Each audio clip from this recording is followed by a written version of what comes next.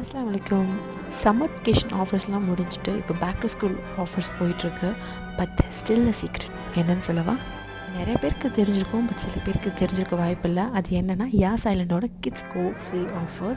இதில் kids can time, play and stay for free. For this, all you have to do is go to the Yas Island page and log in your details and book a hotel before September 30th. So, நீங்கள் login பண்ணதுக்கப்புறம் உங்கள் டீட்டெயில்ஸ்லாம் login பண்ணதுக்கப்புறம் list of hotels வரும். அதில் எந்த hotel உங்கள் பட்ஜெட்டுக்கு ஃபிட் ஆகும் அந்த ஹோட்டல் பேக்கேஜ் சூஸ் பண்ணுங்கள்.